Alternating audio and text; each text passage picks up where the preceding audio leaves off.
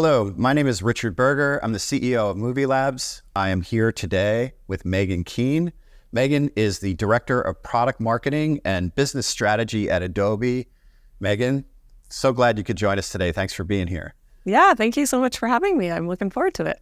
I understand you used to be a filmmaker, and what a great background for your current role. Can you tell me a little bit about how you got from filmmaker, and was it documentary films, I think? Yes. So I actually have my MFA in film from USC. So I went to film school at USC, and with the intent always to go into documentary feature film. And I'm actually not that unique at Adobe. A lot of the team members on the Pro Video team across product management, engineering, marketing, come from the industry, which is great in terms of how we're able to talk about our customers and our workflows and everything. I've always been part of the Pro Video team at Adobe, and I spent many years on the core management team for Premiere Pro. And then about 4 years ago, I started doing working in more of the overall business strategy, really looking at where's the market opportunity. How are we making decisions and prioritizing our business based on what our customers need, what our customers are looking for, and what the opportunity is in the market. What's awesome is the way that I show up in our sort of overall Pro Video leadership team is really being the voice of the customer, which is easy when you come from that world, right? Because I was the customer and know a lot about that. Like I said, a lot of my colleagues are also users and filmmakers and musicians and creatives. And so it makes it really easy to have those creative conversations.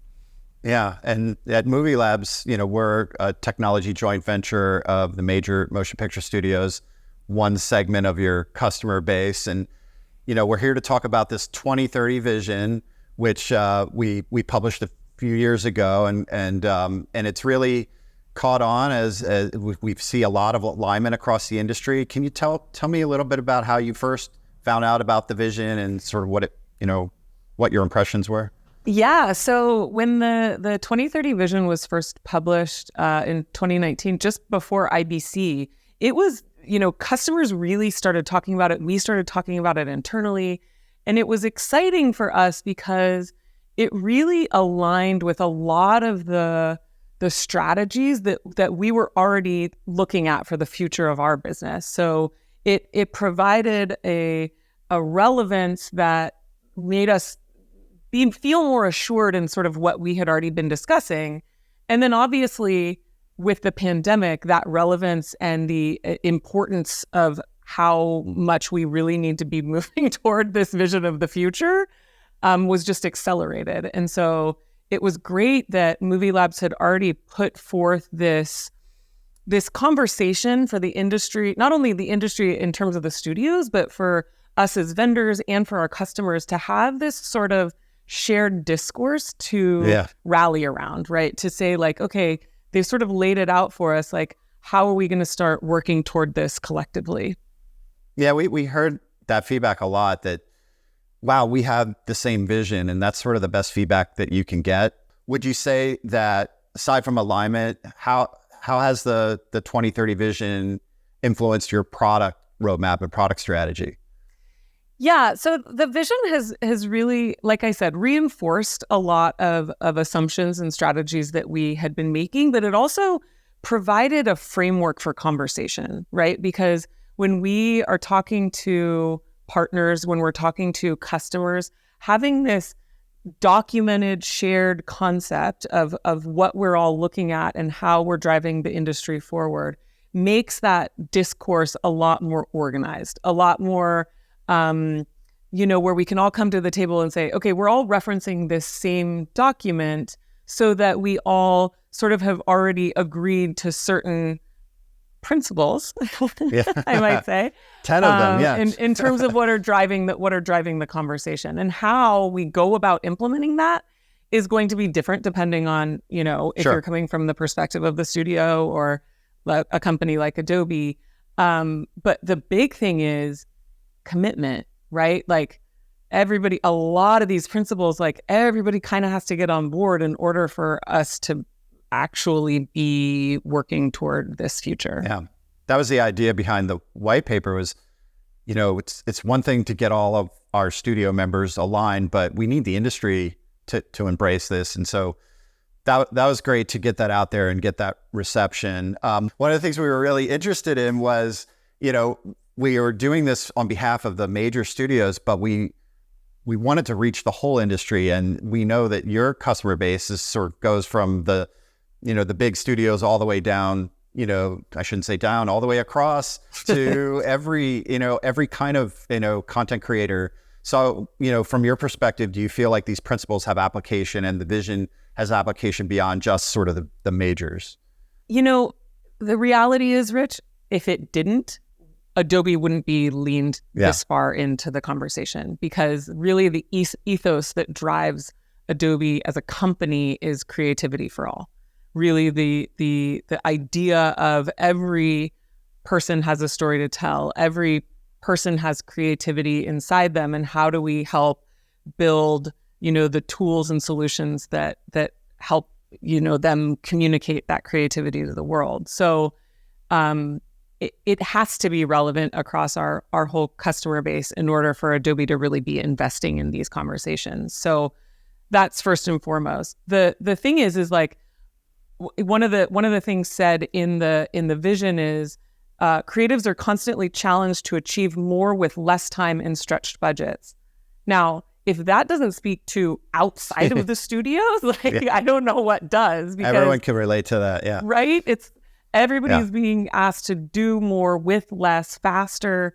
And when you look across the principles of the vision, a lot of our customers outside of the studios are actually the ones being more bold and more risky in terms of like pushing forward toward this future vision. From broadcasters to big brands with in-house teams, all the way down to YouTubers and creators who are really dedicated to online content, how they're working and how they're accelerating their workflows. All sort of lead back to a lot of the foundational principles of the 2030 vision. Yeah, and I probably one of the most foundational principles, actually, there's a few of them right off the bat. Principles, I think 1 to 3, are about this cloud foundation that we talk about, and we define cloud as not just public cloud, but private cloud, any sort of hybrid, any combination, and so those principles are all about taking advantage of that. So let's move all the assets and the media right to the cloud. It shouldn't move. Let's get away from shipping files all around. Let's bring the applications to the media. That's principle 2. And then to propagate, assets across the workflow.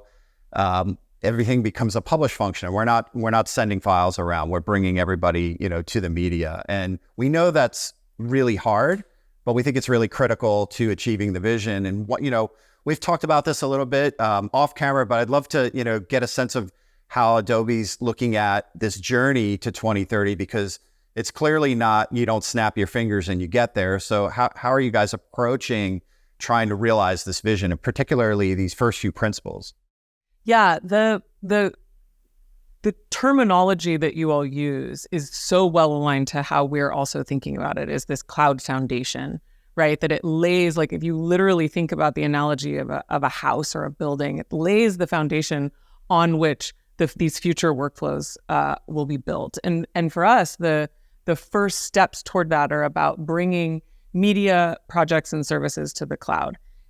With that, the importance of having this shared source of truth when it comes to the media is of the utmost importance, because then you know that all of your collaborators, wherever they are, whatever tools that they're working on, they're all referencing this same shared source of truth, right?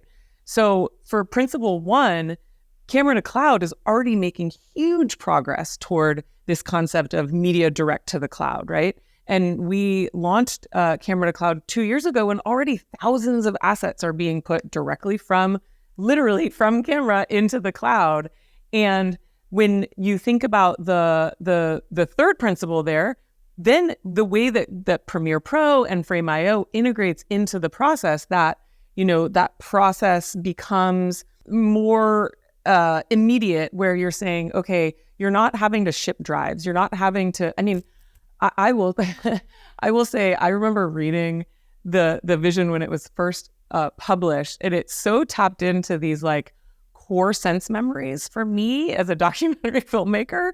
The number of times people were having to literally put drives into their cars to drive from Hollywood to Pasadena, or, we'd be out on location in Ohio and having to be shipping, like FedExing drives home so that the AEs could start, ingesting the pain that I have in my bones around this is so visceral for me. And then the idea that, the power of looking at Camera to Cloud plus Frame.io plus Premiere, right? You're shooting on location, and your media is populating directly into where your editor can access it. And literally before you even wrapped for the day, your editor can say, you know what, we need to go back and grab XYZ because we didn't quite get it. And if we move on from this location, you've lost that opportunity. So that idea of real-time feedback too, right? From what is it, Principle 10, the real-time feedback.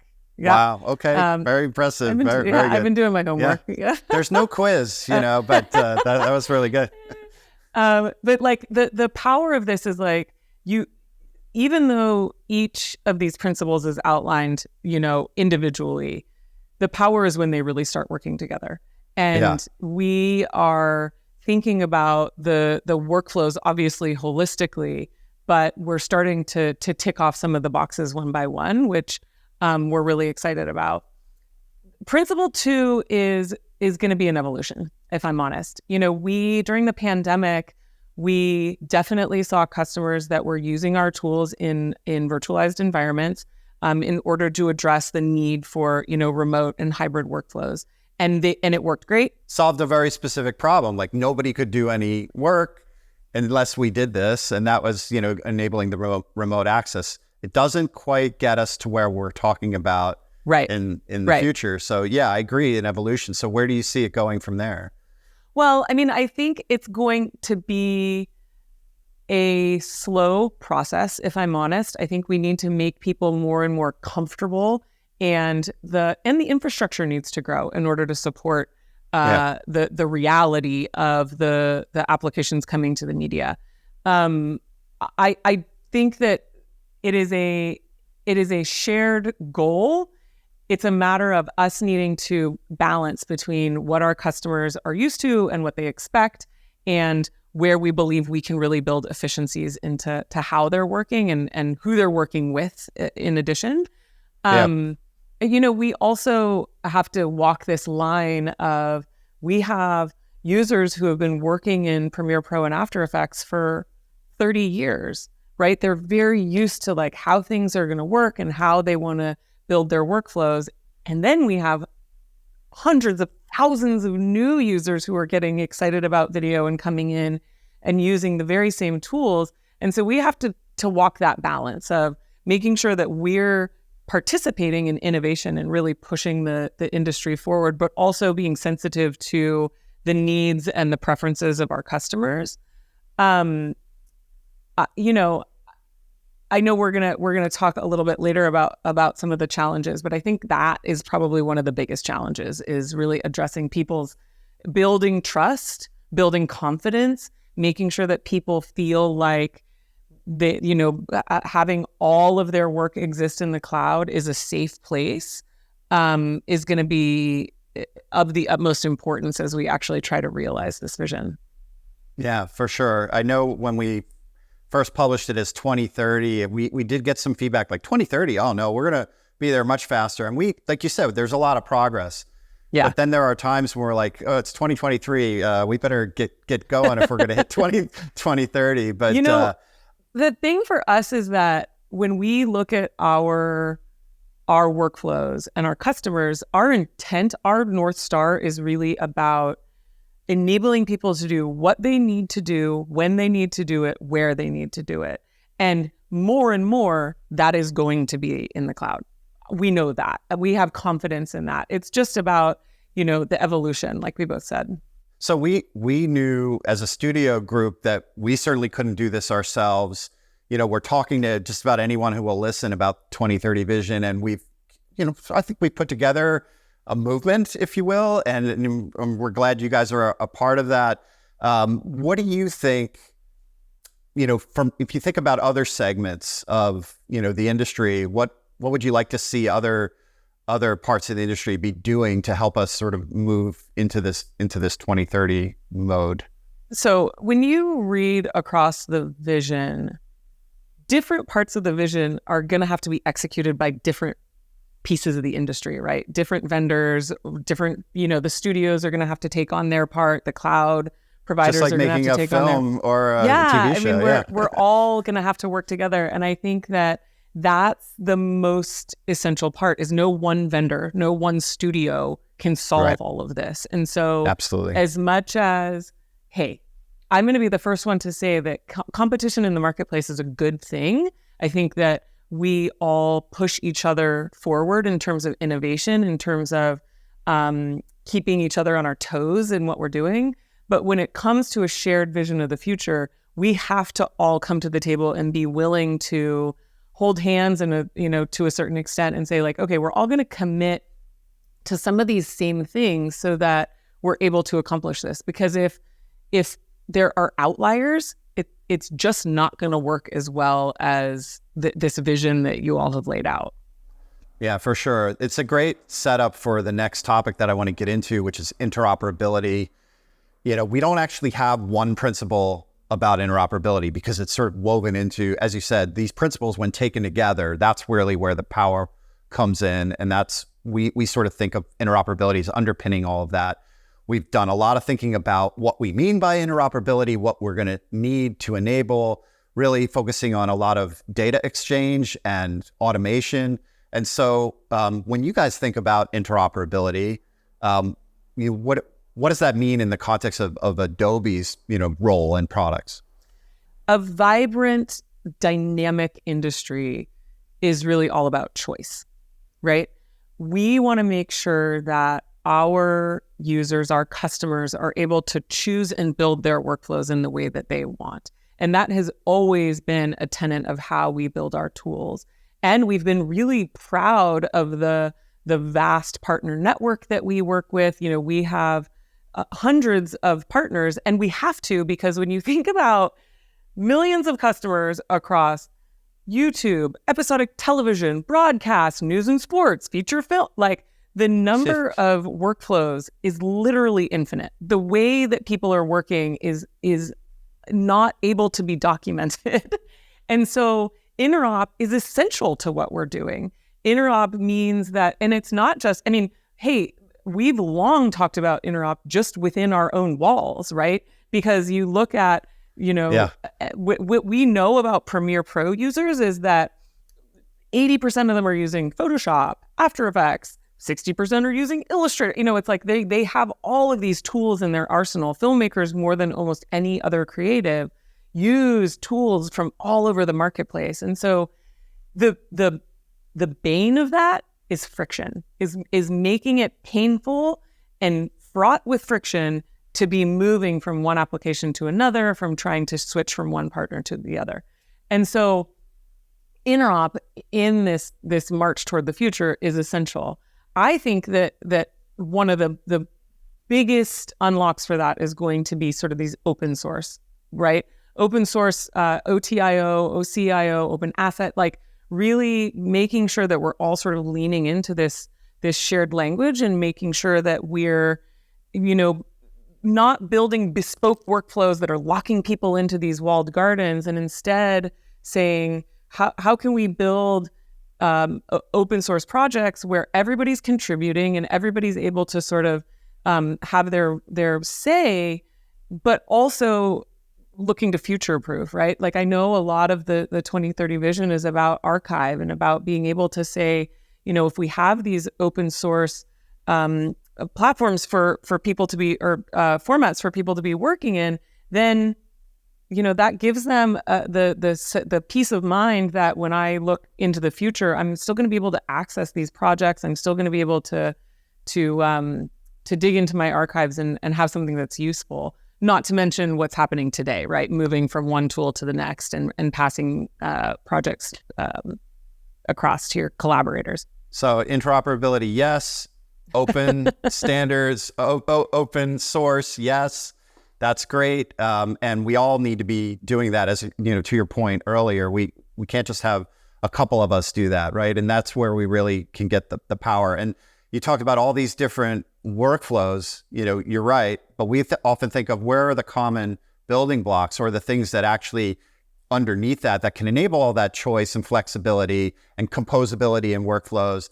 That's what we want to enable to take the friction out of doing that by having this interoperability layer. I think one of the areas that we saw a gap that we started to focus on a few years ago is we don't refer to everything the same way. We need a common ontology, not only to speak the same language as humans, but also to enable machine-to-machine communication, understanding all the relationships between all the different things that go into a new media creation.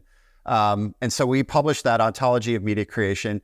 Ultimately, we want to be able to harness the data that's created upstream and make it available downstream in editing and other tools. And often today that doesn't happen, right? That gets lost. So what do you think? So as a filmmaker, I'm sure you've experienced that pain. Maybe you could talk a little bit about how great it would be if we could solve that problem. Yeah, I mean, so today the stages of media creation are really, as you mentioned, kind of fraught with data loss. The metadata that is gained in one stage of the process is often not able to be passed to the next. And really, when we're talking about metadata, we're talking about information, we're talking about insights. And as much as we can retain those insights and pass them from, one workflow to the next, one platform from the next, one tool between people, that's just a good thing. It helps media and workflows be more discoverable. It helps with automation. It helps with archival. It really just opens up for there to just be more information that we can access to push how we're working forward and really build in speed, build in efficiency. And automation is a really big one that we're looking at and excited about. But there's no downside, in my opinion. The thing about developing this shared ontology, again, is just it's a process. Like for all of us to come to a shared vision and an understanding of agreement where how we're doing this is going to be a challenge. And we still have work to be done. But I definitely think that at Adobe, we understand the value. Yeah, for sure. And, it's not that we want to have one way to refer to things. We just need to be able to understand your way of referring may be different than mine, but we can map to it and we know it means the same thing, right? So that's really important. People can continue to work the way they do, but underneath, hey, we can automate this stuff because now machines know what to do to enable that, that smooth transition. Right. So one other dimension of interop that we look at as well is across infrastructure. And we already talked about we're in a multi-cloud world just purely by the way we define what cloud is. What do you think, how do you guys think about and what are you doing to enable a more seamless experience when there's different parts of the, the ecosystem, different parts of the workflow are maybe on different infrastructure? Because, we certainly never implied that everything had to be on one cloud, right? It just has to feel like one cloud. So what are you guys doing to enable that? The long and the short of it is that we believe that the cloud infrastructure has to be invisible and that we need to be able to enable choice. We need to be able to allow customers to dictate how and where they want to be working. It's not the easiest problem to solve. Yeah. But like I've mentioned, we just have such a wide diversity of customers and such a wide So it's not one range size fits all then. Yeah. No, it can't be. No. Yeah, for sure. And like you said, it is an evolution. So, I think that's ultimately the way we're looking at it as well. I'm going to shift gears a little bit here. We have this 2030 Vision Showcase program that we launched last year to sort of catalog how we're doing and demonstrate, where there's some really good examples of the 2030 vision as we go forward. However, we're not there yet. You and I both know that there are a lot of gaps. We publish from time to time, just like we're publishing great success stories and examples, we're publishing gaps that some of them which we're working on to close, some of them that we want the industry to think about, that we need solutions for. What's standing in your way? What do you see as sort of the biggest gaps that you're focusing on? So first and foremost, I think, and I won't say that this is necessarily a gap, but it's a requisite that I don't know that we have entirely reached, and that is commitment. Commitment across studios, vendors, making sure that we're all on board is going to be the investment that really drives this forward. The other gap or challenge that I see, I brought up earlier, and that's really about change management. Helping people understand that the investment in this new way of working is worth it. It's really going to help drive workflows forward and make life better, make people be able to work faster. The reality is that job safety is the adversary of innovation, right? People know how they work and they know how to be successful in what they're doing, and stepping outside of that or trying something new is risky. It risks saying like, well, if I take this risk and it doesn't work out, like my job could be on the line.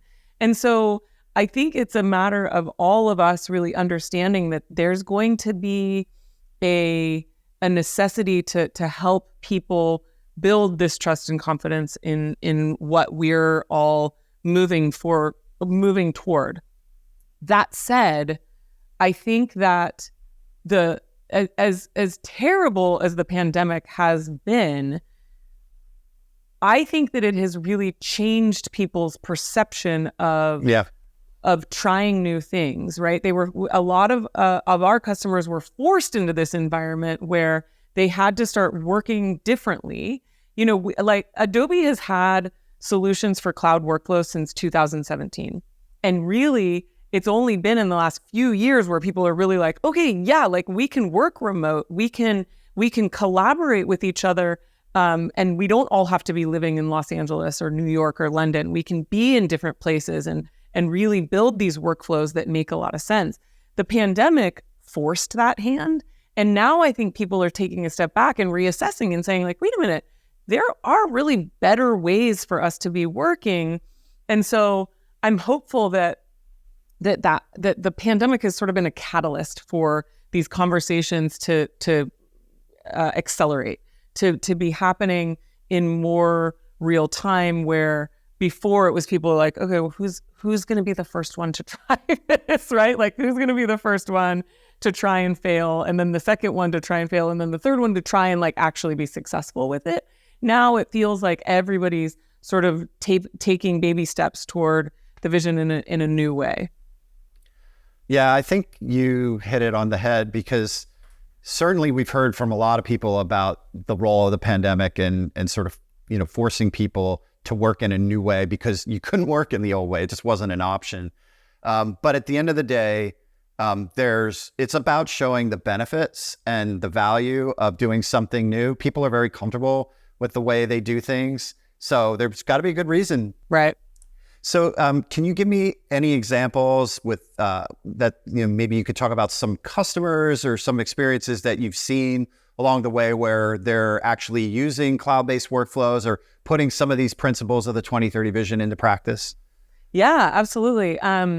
So we had an independent feature that played at Tribeca last year called The Year Between. It's now, I think, available on Apple TV and Peacock.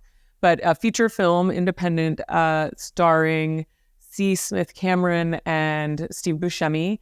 They shot in the heart of the pandemic, and they leveraged Camera to Cloud into Premiere Pro workflow because they wanted to limit the number of people who were on set, was one of the main motivators for that. But they also wanted to ensure that what they were capturing was addressing the need. As an independent feature, you're always up against that budget and shooting days. And, when they told us the story about how they were working, they actually had very specific examples of times where they were shooting and the editor would be accessing the footage as soon as, cut was called and record stopped, and be able to give the feedback of, we didn't really get that. Can we go back and take that again? And it saved them days off of their shooting schedule just because they were able to have that back and forth because they were accessing media in the cloud. Yeah. The Golden State Warriors are another great example. They leverage Camera to Cloud and Premiere Pro in order to make they're able to be putting highlights from games out onto their social media to their fans within minutes of this amazing shot or this really cool highlight of the game, where it used to take literally hours, if not days, for them to do that same workflow before they started working with Camera to Cloud and Premiere Pro. And then, when you think about the real-time feedback, the principle 10 of real-time feedback driving workflows, I loved hearing about how the editor Paul Rogers of Everything Everywhere All at Once, they were really leveraging Frame.io direct into Premiere Pro.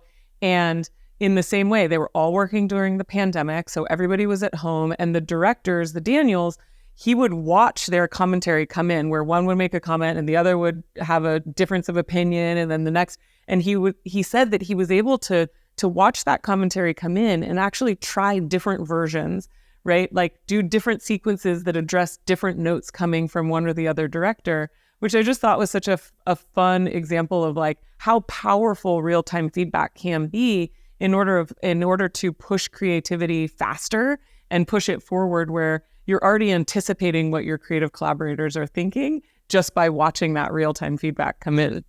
That's real-time feedback and real-time iteration at the same time. Yeah. So, and without this, it would be that conversation would have happened.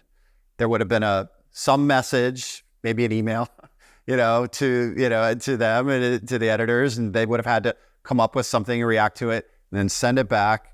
You're talking about cutting a lot of time out and creating a lot more efficiency. Yeah. And the opportunity for play, right? Like the opportunity to try different things because you're capturing it in the moment and being able to iterate on it in the moment, where, in the past, even just sitting in the same room, you might be like, well, we could try this. Well, we could try that. Well, we could try this. But like, you're not actually trying it, right? You're not actually doing it. You're coming That's to that creative a decision. flow that you were talking about. Yeah, exactly. Yeah. And the other thing, this is another great setup for what I want to talk about next.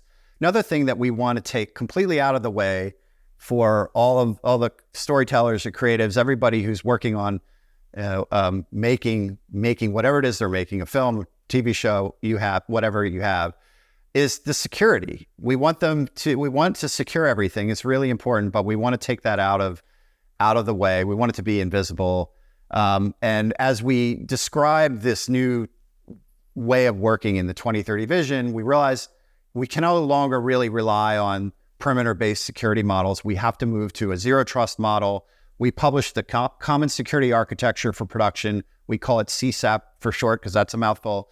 But the idea is we want to be able to secure the workflows regardless of what infrastructure it's on, because we're now going to be sharing infrastructure, right? So that's a key part of enabling the 2030 vision. How do you guys look at this as we move into these new models? How do you guys look at security and the need to move to a model like CSAP? Yeah, we agree that really we don't want any of our customers to be constrained by perimeter security. When we're talking about the studios, really what that means is a limiting of access to innovation, access to tools, and ultimately access to people, right? Because when we talk about zero trust, it's really a matter of like, we want to enable our customers to work with whoever they want to work with, wherever they are.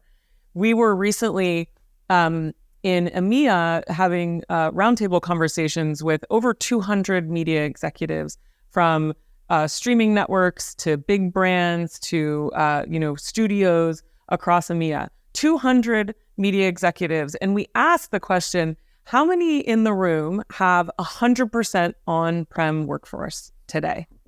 And not a single hand was raised. Yeah, the world's changing. Now, when you step away from, the studios or these big broadcasters or enterprise environments, even down to the independent filmmakers, tapping back into my documentary background, there's some amazing films being made and docuseries being made these days around really highly sensitive political issues, right?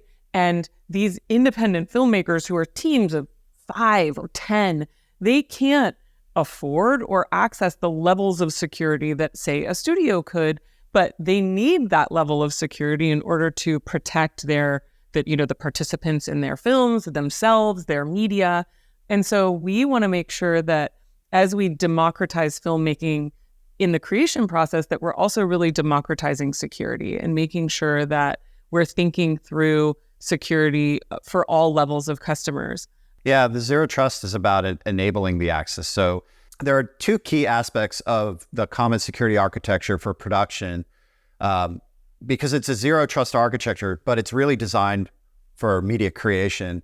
And the first part is that it's workflow driven security. And we talked about wanting to enable all this stuff to happen without this friction. And so imagine you can provision access before you actually, right when you need it, and have the principle of least privilege kick in. So when you're done with it, you no longer have access, and having that automated, boy, that would be really something. So that's one key aspect. I think the other thing to reemphasize what you talked about is there's not a one size fits all in security, even on one single production. So there's scalability built into CSAP where you can turn the level of security all the way up to 10 or 11 if you're working on a big tentpole title. And, in certain parts, maybe you don't need that full. It's really about your risk profile. So you could turn it back down to 1 or 2. And it's really there for the productions, the studios to figure out how they want to deploy that. And it's super flexible. So we think that a common approach, a common architecture will benefit the industry. So we know we're still getting the word out there. We're starting to see some early implementations. So you're right, it is a journey, but we're really excited that you guys are thinking the same way. So what are the benefits to Adobe when we realize the vision, and what does that future look like? Oof. I mean, the struggle is that the future, there are certain pillars by which the future looks the same. And then when you look at each of our individual customers, it looks very different, right? And so the way that we're thinking about the future of filmmaking is really around workflow, media, collaboration, productivity, and security. Those are our 5 sort of pillars of how we think about the future. And when I talk about workflow, it's a lot of what we're talking about with the 2030 vision, but it's really basing these cloud-first, collaboration-first workflows that are frictionless, that are connecting people wherever they are, however they want to work, with a shared source of truth of media, and that is in the cloud, where we are talking about productivity. It's about leveraging AI and really building efficiencies across every stage of the creative process, not just in post-production. For so long, Adobe has lived in post-production, but we believe that this vision for the future really starts connecting all stages of the process, so that people are feeling that they are in this creative flow throughout, and that they're not having to work through pain, work through friction, work through these pieces of the process that the reality is that a lot of them have come with the digital age, right? I hate the fact that young people getting into filmmaking, where you used to be able as an assistant editor to sit in the room with an editor over their shoulder and watch the creative process. Now assistants are, for all intents and purposes, data wranglers, and they're the ones who are under the desks, connecting the cables, trying to figure out what's going on. And so this vision of the future is more people being in the creative flow more of the time and not having to deal with the headache and the pain that has come along with, the digital transformation of filmmaking. I mean, that sounds great to me. Sign me up. I want to go. So for people watching this, if there was sort of one thing you would want them to take away, or some piece of advice about how to prepare for this future, what would that be? I think what I would say is that trusting in the process and being willing to take some risks are going to benefit us all in the long term. I think that it's exciting to me that a lot of the lines between studio and aspiring professionals are starting to blur, that there's a lot more visibility for young people in terms of what goes into the filmmaking process and what is possible in the filmmaking process. And so I want to encourage people not to get locked into how we've always worked, but to think about innovation as a positive and really trust in the fact that we can be doing things in a better way that will ultimately result in more diversity of story, more types of voices being heard. And, a goal of my career is really about bringing more diversity and inclusion into the filmmaking industry. And I think that while it may not feel like that right now, that really opening these doors of cloud and security and making these workflows more, in a place where they have a shared language, it really is actually opening the doors for more people to participate, because we're not, working in our own silos and working in our own walled gardens. We're hopefully going to start opening the doors so that more people can participate and have a voice in this industry. I couldn't agree more. Meagan, thank you so much for your time and for participating in our 2030 Vision series.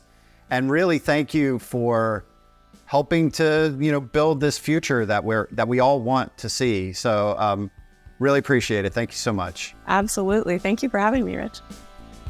Thanks for watching the MovieLabs 2030 Vision series. For more information about the MovieLabs 2030 Vision, including additional white papers, videos, blogs, architectures, and specifications, please check out our website at movielabs.com, and be sure to subscribe and follow us on LinkedIn and YouTube. Thanks.